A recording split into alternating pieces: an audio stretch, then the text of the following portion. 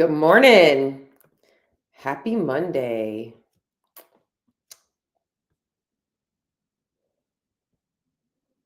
Get myself live on Instagram. Good morning. Who's tuning in today? Who do I got? Got to pull up YouTube first. I don't see anybody on there yet. Anybody popping on the Instagram feed? And if you're watching the replay, you get to listen to a little bit of the early intro. Kelly, I see a Kelly on. All right, so that means I'm live. All right, today is going to get me fired up for sure. First of all, let's just talk about how if you are a morning person, this time change is always a hard adjustment because yesterday morning I woke up at 3:45 a.m. thinking it was 4:35 a.m., but it was really 3:45 a.m. if I was the day before, so I was all jacked up. And this morning, been the same thing. And I feel like I am running on cortisol right now. That is for sure. It's probably going to dump in a little bit, but I'm going to roll with it right now. And I'm excited to talk about today's topic because, well, first and foremost, I do not want people to think that I am the coach that just constantly wants you to be shrinking yourself. I am the coach that wants you guys to finally learn how to live lean. I am the coach who wants to show you guys that you no longer have to be trying to shrink yourself if you go about this the right way. And I know that we are entering March. And March brings the next season to come, which is the summertime, where there's beaches and bikinis and barbecues and all the things, right? And whether you have seasonal things or not, it is still it's that time where we're kind of coming off of the winter. Maybe you're feeling a little bit fluffy if you haven't gotten things dialed back in, or maybe you started the year off with this plan of like, I'm going to finally lock in. And here you are, you're still wondering why you can't stay consistent. Today, I am going to be breaking some things down for you guys to build a fat loss strategy that actually works. And I'm speaking primarily to my CrossFit community because it's not that now, first and foremost, if you are not a CrossFitter, all of this nutrition advice still applies to you. The biggest difference is a lot of my female CrossFitters and male CrossFitters, we have a whole other, what's the word I'm looking for? Struggle or other thing that impacts our nutrition, which is we almost have like two conflicting goals. Whether you're competitive or not, when you go to the gym and you're hitting the class workout, you have goals for yourself and you want to be able to perform well in the workout. You want to make sure you're making strength gains. And I see that, and not just in the CrossFit space, but if you're like a high rocks athlete or an endurance athlete, you have goals to change your body composition, but you also want to feel good in the gym. And even if you're not a CrossFitter, this applies to you. But my CrossFitters, I feel like it's this common battle of chasing performance or aesthetics. And it should not be that way. Okay. Especially if you are a female CrossFitter over 30, because at this point in life, your life does not revolve around the gym. It revolves around kids and careers and family and other things. And you just want to be able to see, like, your gym is your hobby. It's become something that you look forward to and you would like to actually see the results from that. And you don't need more time in the gym. You need a better strategy. So we're going to be talking about a lot of things that are going to help you guys build out a plan that actually works, not just to get you leaner, 10 to 15 pounds down by summertime, but will actually show you how to maintain it while actually enjoying the summer. Because let's just be honest, getting lean only to show up at a barbecue with your Tupperware isn't fun either, right? Oh, I've made this progress, but now I'm stuck eating my diet food. Not what we want either. So if this episode resonates with you or you guys have any questions about things, please feel free, like I said, to pop them up in the chat. I'll be kind of looking over routinely to see if anybody has any questions popping up. And I'm going to roll back to the beginning of my notes because I did want to scroll through them before I got started. All right. So the first thing I want to kind of talk about are the two different approaches to fat loss. And the first one likely being why fat loss gives you the cringe factor. It makes you feel the ick, right?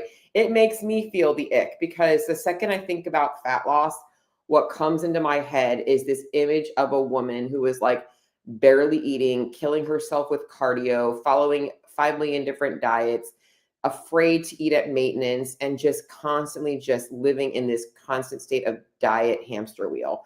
And this is why a lot of you guys are like, it just is not worth it. And I don't blame you. It is not worth it. And no, you do not need to live that way in order to get to where you want to be. Okay. So this is the diet girl approach. And it's why so many women fail, or they might see some quick wins and then they can't maintain them. All right. Diet girl mindset. You drastically drop calories. You lock in for fat loss on a restricted diet because you know that that's what works.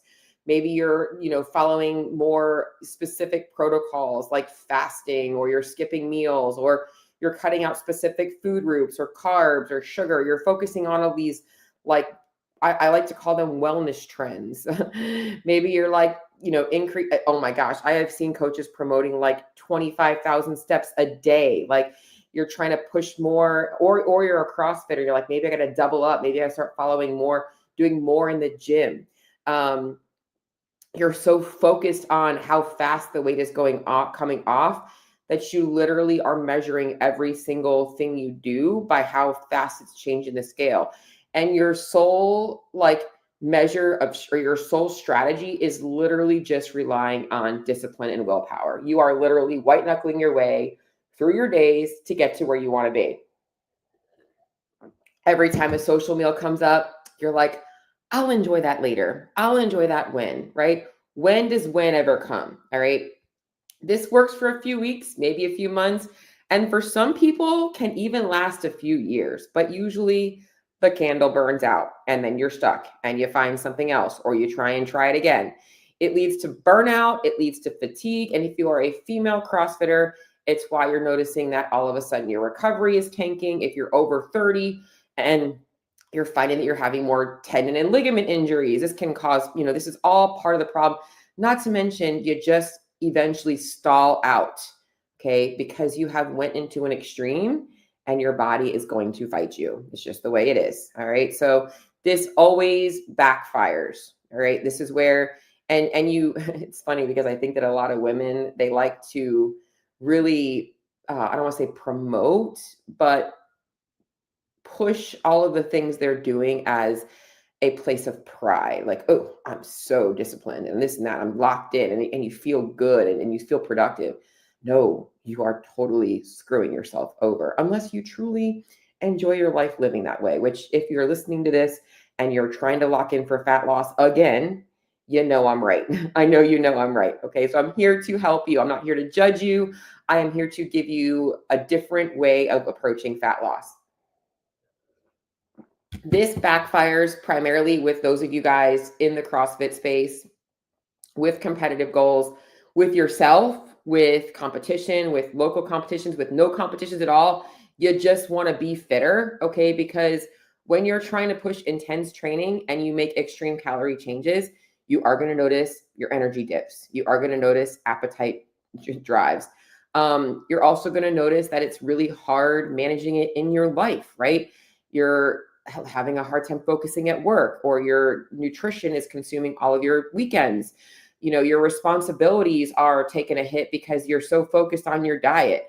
Maybe your sleep is impacted. And the big thing is you have these high expectations, and now you're setting these high standards on yourself. And if you are a high achieving woman, this just leads to this feeling of like you can never do enough. All right. So adding on huge calorie restriction, trying to significantly increase your cardio, and this pressure to lose weight quickly is just stress stacking, right? It's just creating more stress on top of stress. And when stress comes too high, or when stress gets too high, it's when fat loss becomes harder. You start to feel burned out. Your body starts to react. You wonder why you're no longer able to have the discipline that you have. And it's just, you're constantly, you're adding stress to an already stressed lifestyle. It backfires all of the time. Okay. So here's where I want you to shift out of diet girl mindset, unless you truly want to be known as the diet girl. In fact, I had to have this conversation with myself at one point. Do I want to be remembered as the girl who showed up at every family event, every holiday, and never actually ate the dinner that she cooked because she ate her own safe foods? Do I want my family to remember that about me, or do I want my family to remember that I was present and there? Okay. living lean is a completely different approach. And as we're approaching the summertime and you might be looking to lock in for fat loss, I want you guys to approach this like this is the last time you have to try to lose fat. Now, am I saying you might not go through periods where maybe you've put on like 3 to 5 pounds and you're just, putting yourself in a slight deficit to, obviously get your weight back into your check? Maybe, but you're never having to go into this big, you know exactly what works, and you've spent enough time living at maintenance that it becomes a simple strategic change in a few things in your nutrition, because that's really all it should be. All it should be is a few small changes. But most of you guys have no idea what living lean looks like because you've never actually experienced it. Okay. And I know because at one point I hadn't ever experienced it. And I thought that I was going to constantly live my life either eating whatever I wanted and gaining weight, or eating too little and feeling like crap all the time. Okay. One of the things I learned over time, and I've learned myself as well, is that living a girl who is embodying the characteristics, the habits, and the lifestyle to live lean and not be stressed about food and training and nutrition and worried about social meals operates very, very, very differently. All right. And I want you to learn how to operate this way. She is not trying to crash diet for summer. I know what you're saying, but that's because she's already living lean. Well, at one point she wasn't. Okay. And she doesn't need to crash diet. Even if she did need to lock in for a little bit, maybe she did gain some weight because she was just taking a period of time where she was like, okay with gaining a little bit of body fat. She does not need to crash diet. She knows exactly what works for her year round. And I want you guys to build that out. Okay. This comes down to, I would like to say 5 key principles. All right. Number 1, she's fueling her lifestyle. All right. She's not white knuckling her way every single day, afraid of eating too much food. She is eating very structured. She is eating this, not the same thing, but around the same amount of food on a daily basis and eating enough. Okay. She's not constantly playing the compensation game of I was off track on the weekend. Now I'm locked back in, and I'm off track on the weekend. Now I'm locked back in. No, she's thinking in terms of, am I eating enough to support me fueling and training my lifestyle and showing up in the gym with enough energy? All right. She learned how to create a modest calorie deficit. This is not about drastically slashing calories, drastically locking in. Because she never went so far off of the other end of the spectrum. And I'm going to go over why this is going to be the key for you guys as well. All she has to do is make a little bit of a calorie adjustment, small changes. Like, so for instance, for me, if I wanted to go into a calorie deficit today, I could look at each meal and figure out where I wanted to pull 100 calories from, right? I could take the egg out of breakfast and use egg whites. I could take the avocado off of breakfast or take off 1 English muffin. I could easily take the peanut butter out in my oats and put PB2. Like, I could easily make swaps that don't require a bunch of effort because I'm already dialed in. Like, everything is already dialed in. Okay. Lean women understand weight fluctuations. They don't avoid the scale. They don't obsess about the scale. They just know it's a bitch, right? Like, it's going to tell you one thing or the other, and it means nothing about you, or doesn't necessarily mean anything about changes in your body composition. It's watching trends rather than getting super obsessed over fluctuations. Number 4 is they have a plan for social eating. They don't avoid social eating. They don't obsess over what they're eating when they're eating socially, but they have a plan, right? They're actually looking at their calendar. They're not just like, oh, somebody invites me for, Taco Tuesday, and then I've got happy hour on Friday, and then I've got brunch on Sunday. They're actually, being smart about where they're being a little bit more flexible and where they're like going to stay dialed in. Maybe Chili's on a Tuesday afternoon is not really that big of a deal. They can stay somewhat, balanced and locked in because maybe Saturday they have a more important social engagement. They have a bridal shower or a baby shower they want to go to, and they don't want to be thinking so much about food, right? Like, they have a plan for their social calendar, and they prioritize their recovery. All right. Now, this even goes for my busy mamas. All right. For my busy ladies in their 30s, 40s, and beyond. All right. We all have busy calendars, but lean women are like, all right, I am going to push to get shit done by 5 p.m. because I want to be in bed by 9 p.m. Right? Like they are on the clock and they are always hustling because they protect their downtime. All right. It's not that they have this super relaxed life and they have all this time. No, they are just very good at getting shit done when it's time to work so that they can recover and rest even harder. Okay. So this isn't just about weight loss.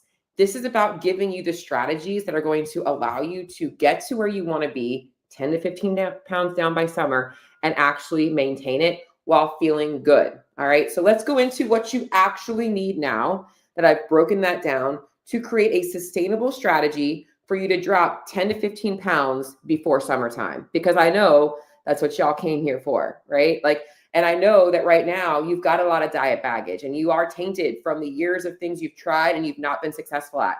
And a lot of this stuff might be stuff you've already heard. And maybe it's time for you to figure out why those things are not working for you. All right. So here's the first component of building a strategy to get you where you want to be this summer and actually maintain it. All right. We need trackable data. Ladies, we have got to stop reacting to feelings and start playing on facts. And that means knowing what you are doing. All right. This is things like, how much are you training? What does your consistent training volume look like? 3 times a week, 5 times a week? Are you doing CrossFit Metcons only? How much lifting are you getting in? You got to have an idea of what the average, week looks like and the average month looks like for you. All right. What is consistent in your schedule? It's not stacking more. It's knowing where you're at and how your body is adapting to that, along with your daily movement or step count. All right. Do you know how many CrossFitters have no idea how many steps they're taking a day? And they're doing a 5 to 10 minute workout. And then they are sitting behind their desk from the hours of 8 to 5 before sitting behind a car from 5 to 6, and then going and sitting in front of a couch between 7 and 9. All right.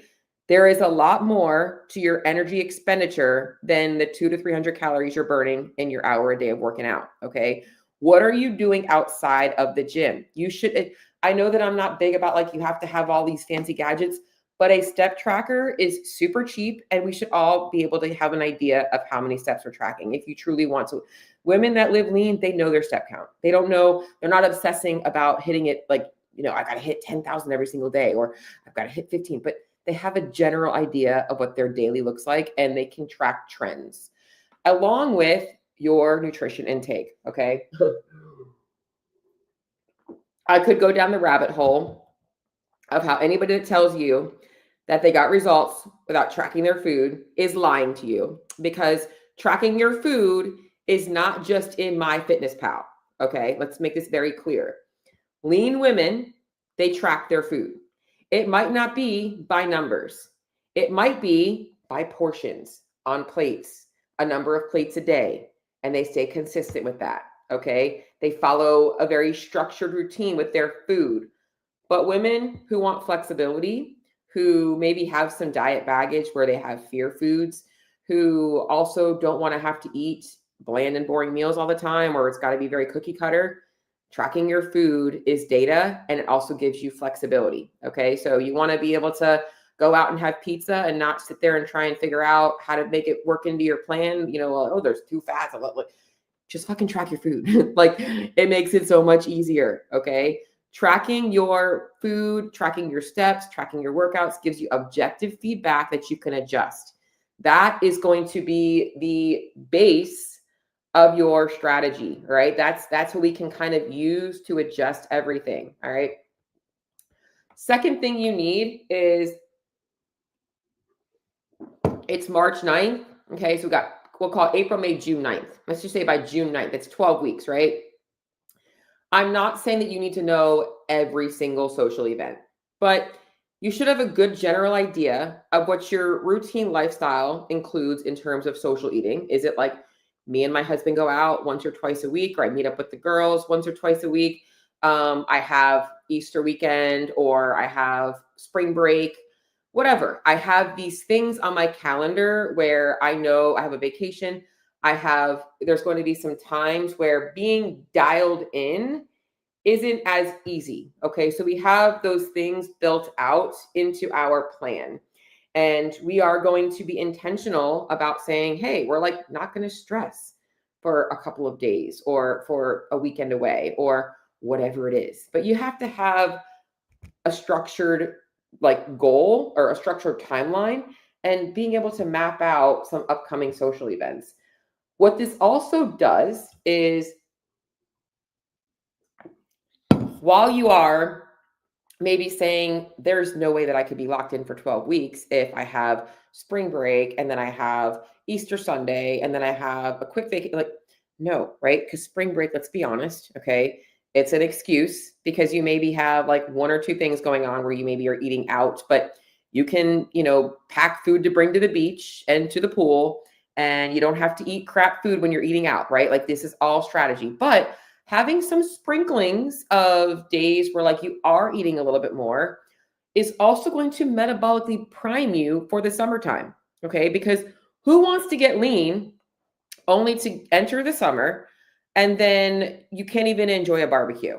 You're like, I can't even enjoy the barbecue because my weight spikes 5 pounds.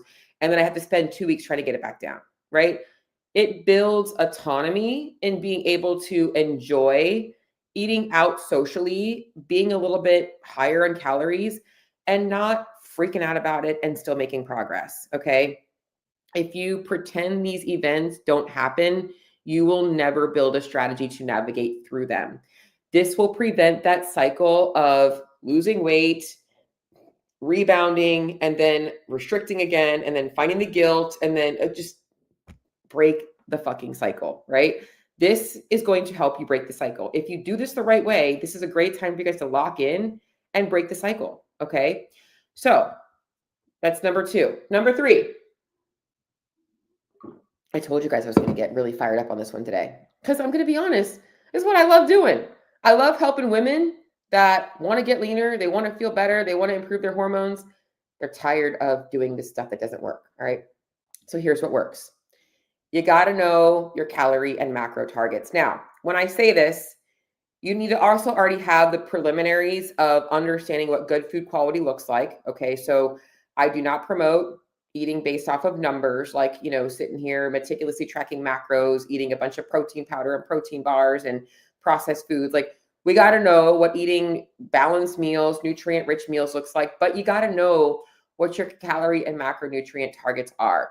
Most women struggle because they don't know how much they should be eating. They go online to online calculators or what MyFitnessPal tells them they need to do to lose 1 to 2 pounds. They don't pay attention to what their body's actually asking them for and thinking about what their current diet actually had caused them to adapt to. Okay. You also need to know what macro split works best for you, for energy, for compliance, for realistic application in your lifestyle. Okay. It's not that there's a specific macro split that's going to get you the best fat loss results. It's what your body, your taste preference, your lifestyle, your diet availability actually responds well to and can be consistent with. All right. You also need to know how to properly fuel your training and how to make shifts in your macros if training starts to dip. Because if training starts to dip, energy expenditure is likely dipping. And we want to keep energy expenditure high in a fat loss phase. We want to keep the furnace burning. Okay. You need to know the appropriate calorie and macro targets for you. And I love how oversimplified this has become. But you know what? That's also why a lot of people who oversimplify it don't get results. Okay. We need to know this stuff. All right. Number 4, daily staples. All right. Lean women have, there's 2 things. Okay. We have habits and behaviors that are natural. Right? We wake up, we work out, we move our body at the same time every day. We eat around the same time every day. We have these consistent habits, right? But what's really, really, really important with you guys looking for a fat loss strategy that's actually going to get you fast results that are actually sustainable is developing your daily staple list. Okay. It's not about eating the same thing every day for the rest of your life. But let me just be honest. The leanest women in the world, and I shouldn't say the leanest women in the world because that's not what you guys are after, but like the women who live lean and fit and healthy, they all have daily staples and they rotate them, But for the most part, it's the same like 10 to 20 foods on repeat in different combinations. And there's foods that maybe they swap out, but are very similar in nutrient density, right? So like they might switch an English muffin to a bagel, or rice to potato, or pasta to quinoa, or chicken to fish, or ketchup to mustard. Like they have their daily staples, right? Yogurt to cottage cheese, whatever it is. Like they have a daily staple. Like and you need to have a daily staple list that is in line with you looking and feeling your best. All right. They have repeatable meals that goes along with the daily staples. They found meal combinations that work for them. And they also have what I would like to call their ice list. Okay. This is the in case of emergencies list. For instance, if I don't have time to meal prep, I have in my head, I can go to the grocery store and pick up a couple of things that I don't have to cook. I can DoorDash or Instacart those things and not have to stress about food if I really had to. You have those things in the bank.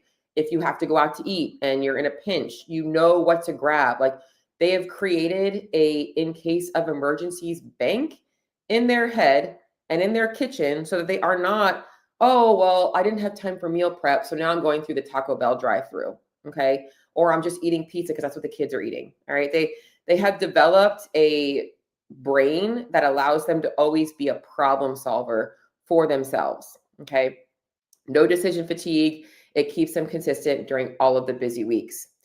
All right, number 5. Coffee's all gone now. All right. They have non-negotiables. When I say non-negotiables, this can also go into some of the structure that I've already talked about, but it's also the things that they look forward to. So for instance, for me, I like my dessert at night. Okay. So you got to have your daily non-negotiables. What are your daily non-negotiables? I need to have something sweet after dinner, or I always need to have a snack at 4. I definitely put creamer in my coffee. What are your non-negotiables for living your best life, right? I need to have 1 or 2 social meals a week. I have pizza night with the kids. These non-negotiables need to be a part of your fat loss plan because that's what's going to allow you to live lean. And that's really what you are likely missing when you lock in for fat loss. You have not actually built out a plan that allows you to be able to enjoy some things just because. You tell yourself, I'll enjoy that when, right? Like that's important. All right. Next thing we need, and this is a big one. All right. Okay. All right. So I've said this before. You've said this before. I know what I got to do. I just got to do it. Okay. You need accountability. We all need accountability. Accountability is what makes you do shit. I know this myself. Right now, I just joined into a mentorship program, and it has been holding me accountable to sticking to some things that I know if I did not have somebody holding me accountable to those things, I would not be doing them right now. It feels like effort. But guess what? I'm getting them done every single day. I'm like, okay, it's getting a little bit easier. It's hard, but at least it's getting easier. All right.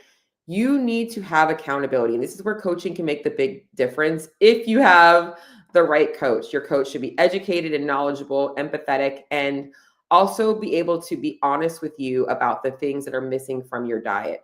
I am not the kind of coach that's going to coddle. I am the kind of coach that will call you on your bullshit in the nicest way possible. I promise you that. It's funny. I had a client and she was like, Cheryl, I need you to be mean to me. I need you to be really, really mean to me. I'm like, what? Like, she's like, no, like, don't let me slide. I'm like, girl, like, I'm going to be mean to you when I need to be mean to you. Like right now, you're being mean enough to yourself. So I will definitely make sure that I'm here, not to judge.